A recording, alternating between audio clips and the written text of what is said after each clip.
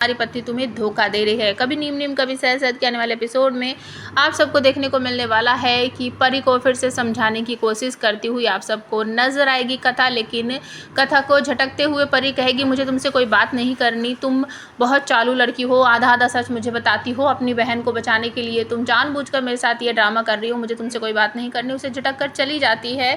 और तभी घर में कोई फेस्टिवल है, उसकी तैयारियों में सब जुटे हुए हैं। और छोटी चाची जो है, जो कि कथा की सखी है, वो दोनों आपस में बातचीत कर रहे होते हैं। तभी कथा कहती है कि दादी मालिक साहब की जो सोच है हमें वो बदलनी पड़ेगी।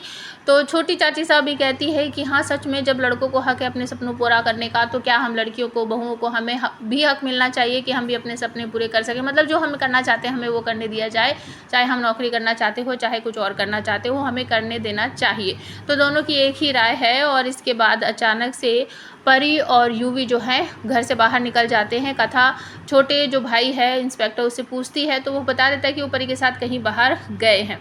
तो रास्ते में यूवी को मिल जाता है तेजस, और वहाँ पर वो उसे जानबूझकर छेड़ रहा है कि मैं तुम्हारी पत्नी को जानता हूँ, तुम्हारी पत्नी ने मेरे साथ एक बहुत बड़ी डील साइन की है और वो मुझसे कल रात को मिलने आई थी, तुम्हें बताया नहीं है। यूवी इसका गला पकड़ लेता है, कहता है तुम झूठ बोल रहे हो, कल रात वो घर पर ही थी, कहीं नहीं गई थी, मेरे साथ ही थी।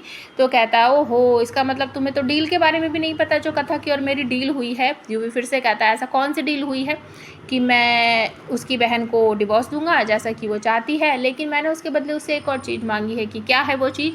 कि मुझे परी पसंद है, अगर वो मेरी परी के साथ बातचीत करवाए तो मैं उसकी बहन को डिवोर्स दे दूंगा। तो यूवी नाराज़ हो जाता है और कहता है कि ऐसा कुछ भी नहीं है, तुम जानबूझकर कथा को फंसाने की कोशिश कर रहे हो।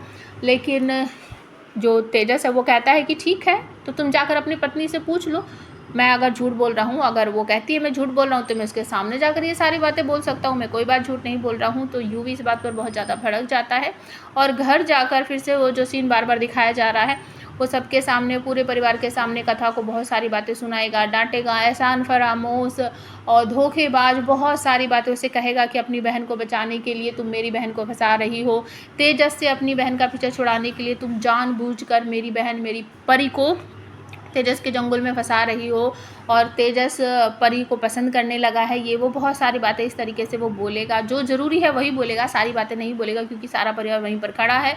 और बार बार कथा कहती रहेगी नहीं मैंने ऐसा कुछ भी नहीं किया है। वो हाथ जोड़कर सबसे सामने कहेगी कि दादा मालिक साहब ऐसा कुछ भी नहीं है, लेकिन कोई भी उसकी बात पर यकीन नहीं करेगा। तो कथा कहेगी ठीक है, कोई जब मुझ पर अगर एहसान चुकाने की ही बात है तो मैं एक झटके में ही सबका एहसान चुका देती हूँ, मैं ये घर छोड़कर चली जाती हूँ अपनी बहन नैना के साथ। आपका घर, आपकी बहन और आपका सारा परिवार आपको मुबारक हो, मैं जा रही हूँ। तो कथा अपनी बहन का हाथ पकड़कर वहाँ से निकल जाती है। तो आप हमें कमेंट करके बताओ, क्या तेजस की बातों पर बस इसी तरीके से यकीन कर लेगा यूवी?